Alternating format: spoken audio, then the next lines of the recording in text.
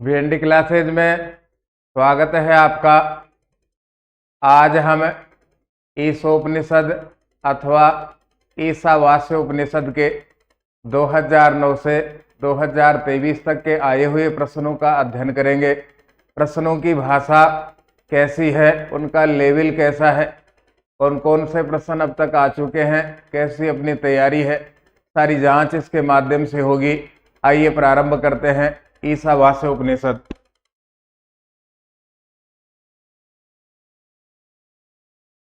ईशोपनिषद शुक्ल यजुर्वेदस्य कतमोऽध्यायो वर्तते।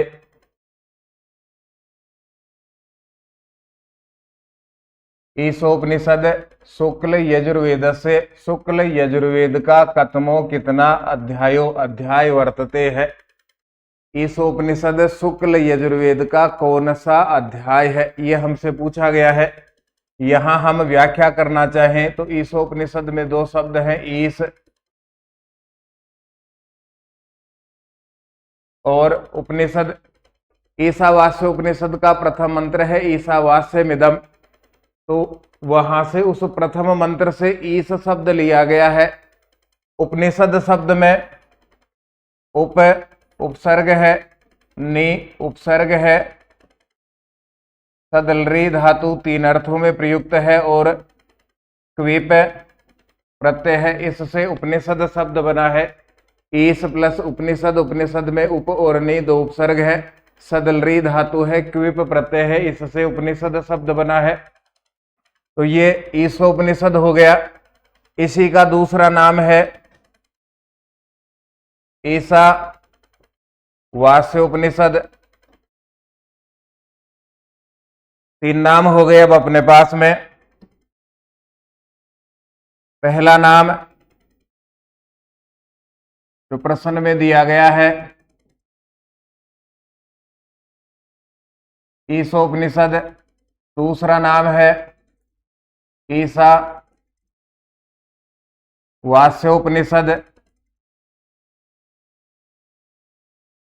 और इसी उपनिषद का एक अन्य नाम भी दिया गया है, उसकी चर्चा भी हम करेंगे। इसी उपनिषद का तीसरा नाम है वाजसनेय संहितोपनिषद। वाजसनेय संहितोपनिषद,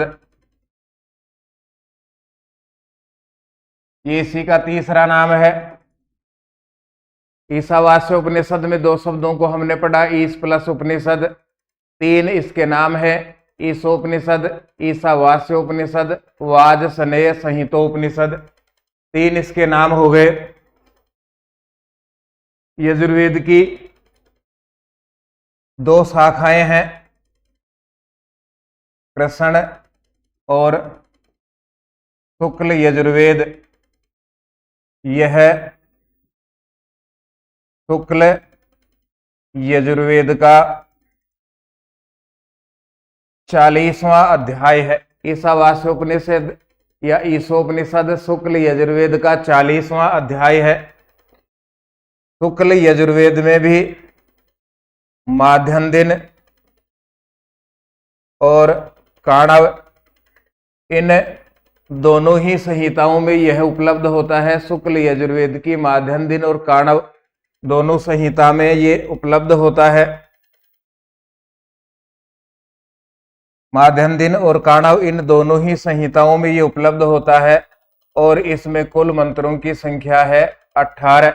ईशावास्य उपनिषद में कुल मंत्रों की संख्या है 18। उपनिषदों की भी कुल संख्या, उपनिषदों की कुल संख्या 108 मानी गई है, लेकिन आद्य शंकराचार्य जैसे विद्वानों ने कुल 10 उपनिषदों पर अपने भाष्य लिखे हैं। ये ईशावास्य उपनिषद के इस प्रश्न से संबंधित सार है। फिर से लौट के आइए प्रश्न की ओर। प्रश्न में हमसे पूछा गया ईशोपनिषद शुक्ल यजुर्वेदस्य कतमोऽध्यायो वर्तते, तो ईशोपनिषद शुक्ल यजुर्वेद का 40वां अध्याय है। शुक्ल यजुर्वेद का 40वां अध्याय है। शुक्ल यजुर्वेद की माध्यन्दिन और काणव दोनों शाखाओं में मिलता है। उपनिषद शब्द ईस प्लस उपनिषद शब्द उप प्लस नी प्लस सदलरी धातु में क्विप प्रत्यय जोड़ने से बना है। इसी का अन्य नाम है ईशोपनिषद अथवा वाजसनेय संहितोपनिषद। कृष्ण और शुक्ल यजुर्वेद की दो शाखाएं हैं। इनमें से शुक्ल यजुर्वेद की माध्यन्दिन और काणव इन शाखाओं में ईशावास्योपनिषद उपलब्ध होता है। इसमें कुल मंत्रों की संख्या है 18। उपनिषदों की कुल संख्या 108 मानी गई है, लेकिन आद्य शंकराचार्य जैसे प्रमुख विद्वानों ने केवल 10 उपनिषदों पर अपने भाष्य लिखे हैं। आइए आगे बढ़ते हैं। ईशोपनिषद कस्य वेदस्य अंतिमोध्याय है। ईशोपनिषद कस्य किस वेदस्य वेद का अंतिम है, अंतिम अध्याय है, अध्याय है। प्रश्न समझ में आना चाहिए। बड़े शब्द हैं तो उनको अलग करना हमें आना चाहिए। पहली बार दूसरी बार दे रहे हैं, सामान्य एजुकेशन के हैं तो ये बड़ी समस्या रहती है प्रश्न को समझना। ईशोपनिषद किस वेद का अंतिम अध्याय है। ऋग्वेद, अथर्ववेद, सामवेद और यजुर्वेद, ये हमने पढ़ा। यजुर्वेद की दो शाखाएं कृष्ण और शुक्ल यजुर्वेद के माध्यन्दिन और काणव इन दोनों संहिताओं में, दोनों शाखाओं में ईशावास्योपनिषद प्राप्त होता है। 40वां अध्याय है। कुल मंत्रों की संख्या है 18। प्रथम मंत्र है ईशावास्यमिदं सर्वम। तो सीधा और सरल प्रश्न। फिर आगे बढ़ते हैं। ईशोपनिषद मंत्राः सन्ति। ईशोपनिषद में या ईशावास्योपनिषद में या वाजसनेय संहितोपनिषद में कुल कितने मंत्र हैं। तो अभी तक हमने पढ़ा है इसमें कुल मंत्रों की संख्या है 18। कुल मंत्रों की संख्या है इसमें 18। महर्षि गोमल का एक ग्रंथ है, उसे कहा गया है गोमल कारिका। इस मंत्र के अनुसार ईशोपनिषद में मंत्रों की संख्या है 45 मंत्र हैं। श्री नारायण गुरु, इनके अनुसार इसमें मंत्रों की संख्या है 21। दो अलग अलग मत हो गए। फिर आगे हम बढ़ेंगे तो ईशोपनिषद की काणव शाखा के अनुसार ईशावास्योपनिषद में मंत्रों की संख्या है 18। इसी बात का समर्थन करते हैं शंकर भाष्य में। शंकर भाष्य के अनुसार भी ईशोपनिषद में कुल मंत्रों की संख्या है 18। जबकि फिर हम आगे बढ़ेंगे तो वाजसनेय शाखा के अनुसार, वेद की वाजसनेयी शाखा, इसके अनुसार ईशोपनिषद में मंत्र संख्या है 17। और एक अन्य प्रकार का मत है दयानंद संस्थान नई दिल्ली। दयानंद संस्थान नई दिल्ली, इसके अनुसार भी कुल मंत्रों की संख्या है 17। 3 अलग अलग मत हैं। महर्षि गोमल की गोमल कारिका, इसमें लिखे हुए हैं, इन्होंने कहा है कि ईशोपनिषद में 45 मंत्र हैं। जबकि श्री नारायण गुरु, इन्होंने कहा है कि ईशोपनिषद में 21 मंत्र है। 2 मत हो गए। तीसरा मत 18 मंत्र का है। इसमें काणव शाखा और शंकर भाष्य, ये दोनों कहते हैं कि ईशोपनिषद में मंत्रों की संख्या है 18। जबकि वाजसनेयी शाखा और दयानंद संस्थान, इनके अनुसार ईशोपनिषद में कुल मंत्रों की संख्या है 17। इस प्रकार का अध्ययन भी अपना होना चाहिए। तेन त्यक्तेन भुंजितः मा गृदः कस्य स्विद धनम इति मंत्रांश केन विद्यते। यह मंत्रांश किससे है, किस संहिता से है, किस ग्रंथ से है। आरपीएससी सेकंड ग्रेड 2016 में पूछा हुआ है। श्रीमद् भगवद गीतायाम कठोपनिषदि ईशावास्योपनिषदि अथवा इंद्र सूक्त। श्रीमद् भगवद गीता में है, कठोपनिषद में है, या ईशावास्योपनिषद में है अथवा इंद्र सूक्त में है। देखिए यहाँ ईशावास्य कहा गया है, ईशावास्य उपनिषद, जबकि पहले के दो प्रश्नों में इसी को ईशोपनिषद कहा गया है। नाम का ही अंतर है, बात एक ही है। तो आइए मंत्र को हम देखते हैं। तेन त्यक्तेन भुंजितः, तेन इस कारण से, त्यक्तेन भुंजितः त्याग करके, भुंजितः पदार्थों का उपभोग करना चाहिए, त्याग करके पदार्थों का उपभोग करना चाहिए। माँ गृदह, लालच मत करो। इसी गृदह शब्द से अंग्रेजी का ग्रेडी शब्द बना है। माँ गृदह, लालच मत करो। कस्य स्विद धनम, धन किसका हो सका है, संसार में पदार्थ किसके हो सके हैं। तेन इस कारण से, त्यक्तेन त्याग करके, जिन पदार्थों का उपयोग हम करते हैं उनका त्याग करके, भुंजिता उपभोग करना चाहिए। माँ गृदह, लालच मत करो, सांसारिक पदार्थों की ओर लालच मत करो। कस्य स्विद धनम, धन किसका हो सका है। तो यह ईशावास्य उपनिषद का प्रथम मंत्र है। ईशावास्यमिदं सर्वम यत् किंच जगत्यान जगत, तेन त्यक्तेन भुंजितः मा गृदः कस्य स्विद धनम। ईशावास्यमिदं सर्वम, यह चराचर जगत में जो सब कुछ दिखाई दे रहा है, ईशावास्यमिदं भगवान के द्वारा, परमात्मा के द्वारा निर्मित है। ईशावास्यमिदं सर्वम यत् किंच जगत्याम जगत, इस चराचर जगत में जो कुछ दिखाई दे रहा है। तेन त्यक्तेन भुंजिता, इस कारण से त्याग करके पदार्थों का उपभोग कीजिए। माँ गृदः, लालच मत करो। कस्य स्विद धनम, धन किसका हो सका है।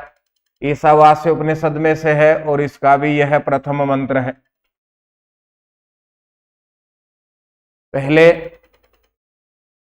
मंत्रों से संबंधित प्रश्न पूछे गए, अब मंत्र देकर के पूछा जा रहा है यह मंत्र किसका है। अब आगे इसी टाइप का एक प्रश्न और है। न कर्म लिप्यते नरे इत्यत्र कस्य कर्मण है वर्णन मस्ति, यहाँ किस कर्म का वर्णन है। न नहीं कर्म, कर्म में, लिप्यते लिप्त होता है, कर्म लिप्त नहीं होता। नरे मानव में, मानव में कर्म लिप्त नहीं होता। यहाँ कौन सा कर्म है, अनासक्त कर्म है, ज्ञान कर्म है, यज्ञ कर्म है या आसक्त कर्म है। आसक्ति का अर्थ है लगाव, अनासक्ति का अर्थ है लगाव रहित, लगाव नहीं होना।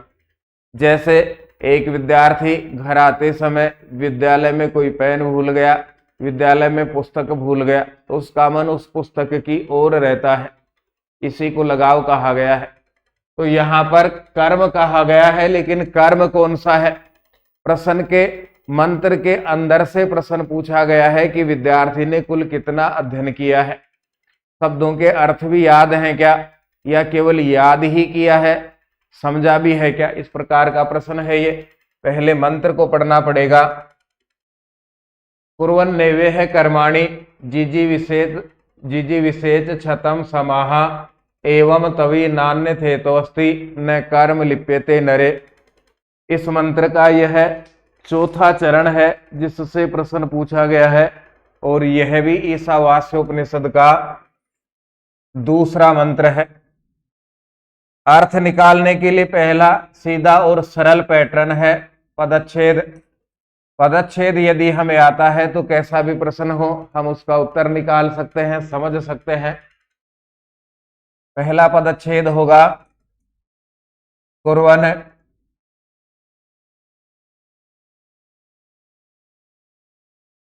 पहला पदच्छेद होगा यहां से कुर्वन्, फिर एव, और फिर तीसरा पदच्छेद है इह। कुर्वन् नैवेह,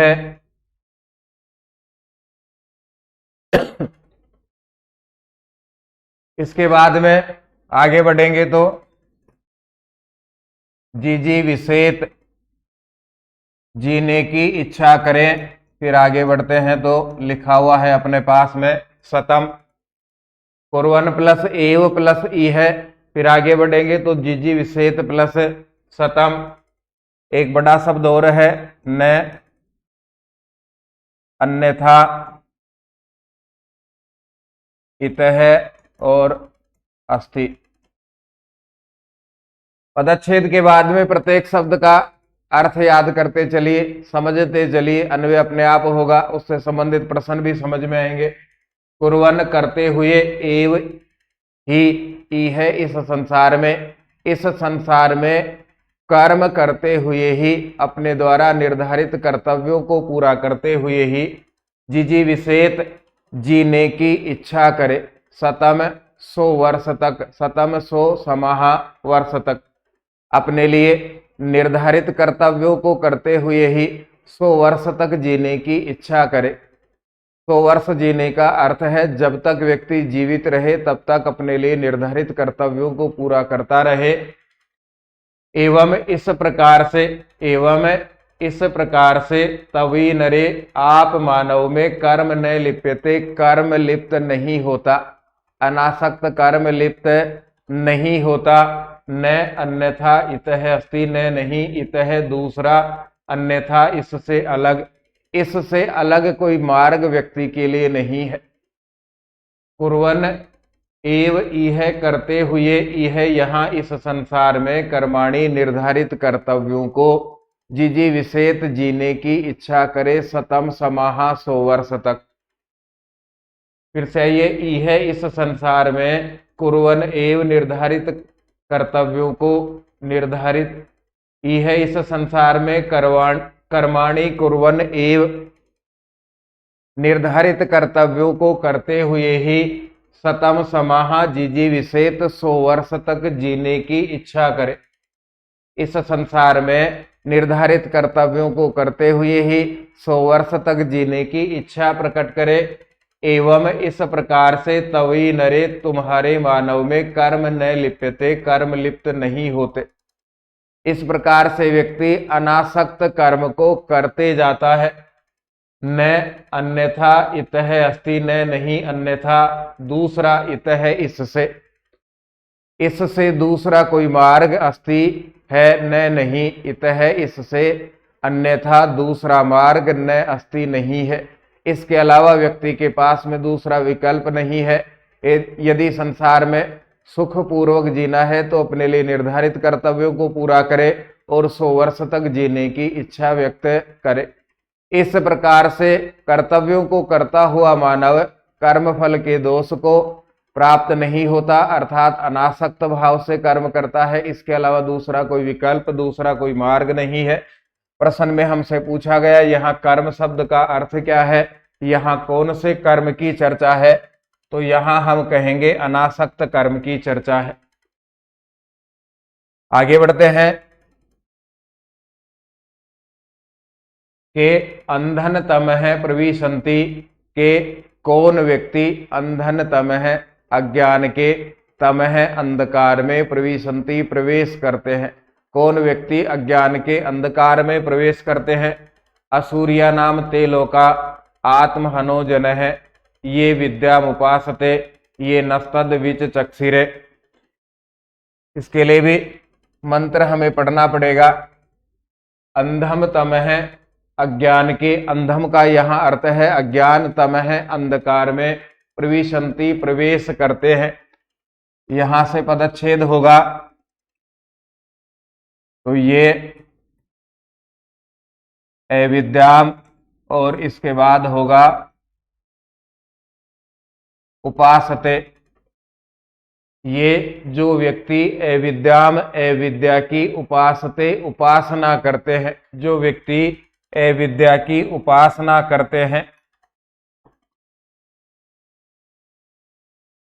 इस अविद्याम का या अविद्या का अर्थ क्या है, तो इसी को कहा गया है सृष्टि विद्या।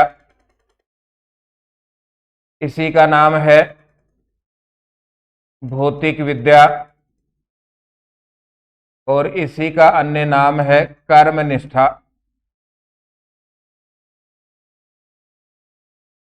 जो व्यक्ति सृष्टि विद्या को ही चाहता है, सांसारिक पदार्थों को चाहता है, जो व्यक्ति भौतिक विद्या को चाहता है, भौतिक सुख सुविधाओं को ही चाहता है, या फिर कर्मनिष्ठा, जो व्यक्ति केवल आसक्त भाव से कर्म करता है, लगाव रख करके कर्म को करता है, उसी को कहा गया है अविद्या। तो ये जो व्यक्ति अविद्याम उपासते, अविद्या की उपासना करते हैं, उस प्रकार के व्यक्ति अंधन तमः प्रविशन्ति, अज्ञान के अंधकार में प्रवेश करते हैं। ये उत्तर हो गया अपना के कौन व्यक्ति अंधन तमः प्रविशन्ति, अज्ञान के अंधकार में प्रवेश करते हैं। ये विद्याम उपासते, जो सृष्टि विद्या की, जो भौतिक विद्या की, जो कर्म निष्ठा की, कर्म निष्ठा को ही चाहते हैं, वे व्यक्ति घने अंधकार में प्रवेश करते हैं। इसके बाद में यदि आता है तो इस प्रकार होगा, ततो भूय इव, उनसे ज्यादा कर्म में रत आसक्त भाव से कर्म करने वाले व्यक्तियों से ज्यादा ते वे व्यक्ति तमो अंधकार में प्रवेश करते हैं। यह जो व्यक्ति निश्चित रूप से विद्यायाम रतः, विद्या में लीन है। अविद्या हो गया तो दूसरा शब्द है यहाँ विद्या, मैं को हटाओ, अविद्या और विद्या दोनों में अंतर देखिए। ये सृष्टि विद्या है, भौतिक विद्या है और कर्म निष्ठा है। तो अविद्या का दूसरा अर्थ यहां होगा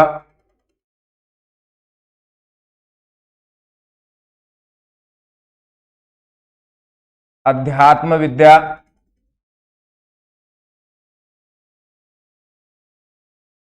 या फिर ज्ञान निष्ठा।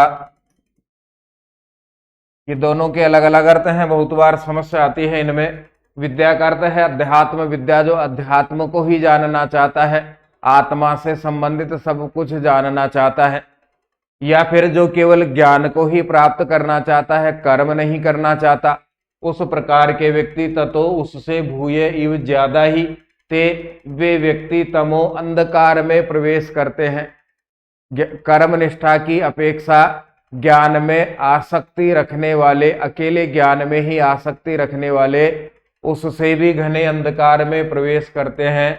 यह जो निश्चित रूप से विद्यायाम रतः, विद्या में ही लीन है। फिर से समझिए, ये जो व्यक्ति अविद्याम उपासते, अविद्या की उपासना करते हैं, अंधन तमः प्रविशन्ति, वे अज्ञान के अंधकार में प्रवेश करते हैं। ततो भूय, उससे ज्यादा जो व्यक्ति अज्ञान के अंधकार में प्रवेश करते हैं, या जो व्यक्ति अविद्या की उपासना करते हैं, उससे ज्यादा ते वे व्यक्ति तमो अंधकार में प्रवेश करते हैं। यह जो निश्चित रूप से विद्यायाम रतः, विद्या में ही लीन है।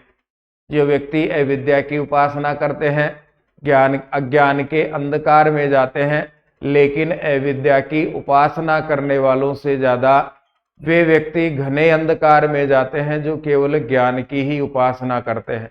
तो दोनों का समन्वय होना चाहिए। कर्म निष्ठा और ज्ञान निष्ठा का दो शब्दों के अर्थ हमने समझे। अविद्या, इसको सृष्टि विद्या कहा, भौतिक विद्या कहा, कर्म निष्ठा कहा, विद्या को अध्यात्म विद्या कहा और ज्ञान निष्ठा कहा। इसके बाद का प्रश्न है, इसमें एक शब्द का अर्थ हमसे पूछा गया है, सप्रियगाच शुक्र मकाय में वर्णम इत्यत्र, अवर्णम इत्यस्य पदस्य को आशय है। इत्यत्र यहाँ अवर्णम इस पद का को क्या आशय है? आशय है, तात्पर्य है, मतलब है। अभी तक हम बार बार चर्चा कर रहे थे कि पदच्छेद हमें आना चाहिए। इस मंत्र के पदच्छेद में से एक शब्द अलग किया अवर्णम और इसका अर्थ पूछा गया है। तो पहला पदच्छेद होगा स, इसके बाद होगा प्रियगात, वह सर्वत्र व्यापक है। फिर इसके बाद होगा शुक्रम, चमकीला है, शुक्रम चमकीला है, तेजस्वी है। फिर आगे होगा एकायम, काया रहित है, शरीर से, देह से रहित है। और अवर्णम, व्रण कहा जाता है घाव को, नाश को, और अवर्णम घाव रहित है या नाश रहित है, क्षय रहित है।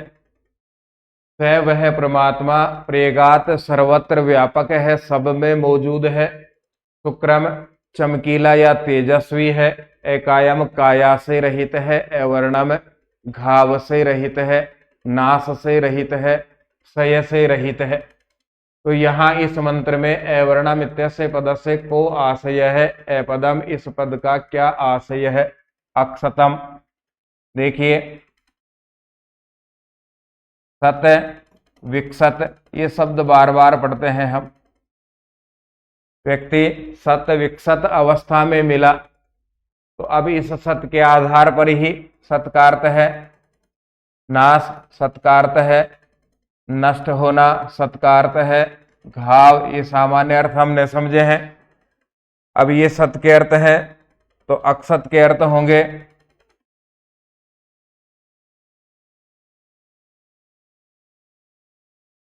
अक्षत नाश रहित, अक्षत क्षय रहित, अक्षत घाव रहित।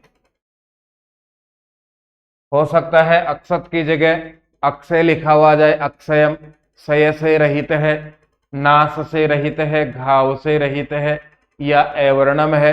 ये परमात्मा की विशेषताएं हैं। ये शब्द अवर्णम आ गया तो भविष्य में जाकर के इनमें से कोई दूसरे शब्द का अर्थ हमसे पूछा जा सकता है। इसके लिए भी हम स्वयं को तैयार रखें। फिर आगे बढ़ते हैं। ये पूरा मंत्र लिखा हुआ है, ये ईशावास्य उपनिषद में से 8वां मंत्र है। सप्रियगाच शुक्र मकायम वर्ण मसनाविरम शुद्ध मैं पाप विद्धम कबीर मनीषी परिभू स्वयंभूर यथा तथ्य तो अर्थान वेदधात छाछवतीभ्य समाभ्य है। परमात्मा की विशेषताओं को इस 8वें मंत्र में कहा गया है। अविद्या मृत्युम तीर्थवा विद्या किम अश्नुते। अविद्या, अविद्या के द्वारा, फिर से शब्दों को समझिए। अविद्या ज्ञान निष्ठा, केवल ज्ञान में ही आसक्ति रखना। सॉरी, अविद्या कर्म निष्ठा है, केवल कर्म में आसक्ति रखना, केवल कर्म को ही चाहना और उसके फल को चाहना। इसी को कहा गया है भौतिक विद्या और इसी को कहा गया है सृष्टि विद्या। दूसरा शब्द है विद्या, ये कर्म है तो ये ज्ञान निष्ठा है और इसी का अन्य नाम है अध्यात्म विद्या। अब आइए दोनों शब्दों के अर्थ समझ में आ गए तो प्रश्न का अर्थ आसानी से समझ में आएगा।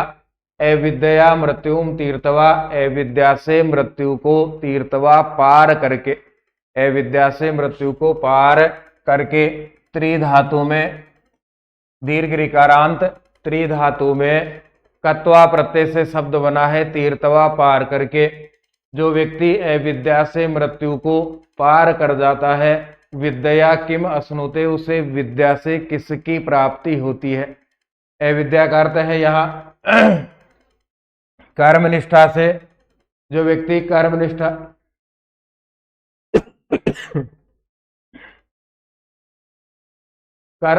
कर्मनिष्ठा से मृत्युम तीर्थवा, मृत्यु को जीत करके, विद्या किम अश्नुते, विद्या से किसको प्राप्त करता है। कर्मनिष्ठा से मृत्यु को जीत लिया व्यक्ति ने, कर्म करते हुए मृत्यु पर विजय प्राप्त कर ली, तो फिर विद्या ज्ञान निष्ठा से किम अश्नुते, किसको प्राप्त करता है। तो सीधा और सरल है, संस्कृत भाषा की प्रसिद्ध सूक्ति है, अमृतम, अमरता को व्यक्ति प्राप्त हो जाता है। विद्याम च विद्याम च, विद्या को और अविद्या को से का विसर्ग होगा। यह जो तद वह वेद जानता है, उभयम साथ, वेद जानता है, उभयम दोनों को सह साथ। जो व्यक्ति विद्या और अविद्या दोनों को साथ में जान लेता है, साथ में समझ लेता है, दोनों के द्वारा अपना जीवन जीता है। अविद्या, अविद्या के द्वारा, कर्म निष्ठा के द्वारा, मृत्युम तीर्थवा, मृत्यु को जीत करके, विद्या, विद्या के द्वारा, अमृतम, अमरता को, अश्नुते प्राप्त कर जाता है। उस प्रकार के व्यक्ति का शरीर नष्ट हो जाता है, लेकिन उसके द्वारा किए गए अच्छे कार्यों को याद करके संसार जीवित रहता है। विद्याम च अविद्याम च, विद्या को और अविद्या को, यह जो तद वह, जो विद्या और अविद्या को, उभयम दोनों को, सह वेदः साथ जान लेता है। जो व्यक्ति विद्या और अविद्या दोनों को साथ जान लेता है वह व्यक्ति अविद्या मृत्युम तीर्थवा, अविद्या से मृत्यु को जीत करके विद्या अमृतम अश्नुते, विद्या के द्वारा ज्ञान निष्ठा के द्वारा अमरता को प्राप्त हो जाता है। ये अंतिम है। 2015 में था संस्कृत एजुकेशन में, फिर 2022 में रिवाइज हो गया सामान्य शिक्षा में। विद्या अमृतम अश्नुते, विद्या के द्वारा अमरता की प्राप्ति होती है। ज्ञान निष्ठा से व्यक्ति अमर हो जाता है। ज्ञान निष्ठा से व्यक्ति का शरीर तो समाप्त हो गया, लेकिन उसकी कीर्ति, उसका यश संसार में जीवित रहता है। मंत्रांशो यम, मंत्र का यह अंश कस्मिन ग्रंथे विद्यते, किस ग्रंथ में है? मंत्र का यह अंश किस ग्रंथ में है? यह ईशोपनिषद का 11वां मंत्र है और ईशावास्योपनिषद में या ईशोपनिषद में यह मिलता है। ये ईशावास्योपनिषद के प्रश्न पूरे हैं। इन मंत्रों के द्वारा हमने ये सीखने का प्रयास किया कि जो होवा खड़ा किया जाता है, एक भ्रम फैलाया जाता है कि उपनिषद कठिन है, उसमें से प्रश्न समझ में नहीं आता, ये भी पता नहीं चलता किस मंत्र में से लिया गया है, उनको दूर करने का हमने प्रयास किया है। क्योंकि अब तक के आए हुए प्रश्नों का अध्ययन यदि हम करते हैं तो हमें ये पता चल जाता है कि कौन सा प्रश्न आ गया, किस प्रश्न को ज़्यादा पढ़ना है, उनका स्टैंडर्ड क्या था, आगे किन की संभावनाएं हैं। यदि आप यहाँ नहीं पढ़ करके इस पुस्तक के माध्यम से भी पढ़ते हैं तो प्रश्न है, प्रश्न के नीचे व्याख्या दी गई है। आपको अन्य किसी भी प्रकार की पुस्तक की आवश्यकता नहीं होगी। संस्कृत सरला का यह द्वितीय संस्करण है। इसमें 2009 से 2023 तक के प्रश्न हैं। प्रथम द्वितीय तृतीय श्रेणी रीट और रीट पात्रता, इन सब के प्रश्न हैं। सबका इकट्ठा संकलन तैयार किया गया है। क्योंकि जब प्रश्न पत्रों को पढ़ा तो उस समय ये लगा कि रीट का प्रश्न प्रथम श्रेणी में भी आ सकता है, प्रथम श्रेणी का तृतीय में आ जाता है। संस्कृत डिपार्टमेंट का प्रश्न सामान्य शिक्षा में आ रहा है और सामान्य शिक्षा का प्रश्न संस्कृत डिपार्टमेंट में रिवाइज हो रहा है। इसलिए सबका संकलन इकट्ठा करना जरूरी था। इकट्ठा करके द्वितीय संस्करण आप सबके सामने है। पुस्तक से संबंधित अन्य किसी भी प्रकार के सुझाव हों तो आप 9928946539 पर मैसेज कीजिएगा और अधिक हम कैसे इसको सरल बना सकते हैं, कैसे यह हमारे लिए उपयोगी हो सकती है। धन्यवाद। हम फिर मिलेंगे। जय तु भारतम, जय तु संस्कृतम।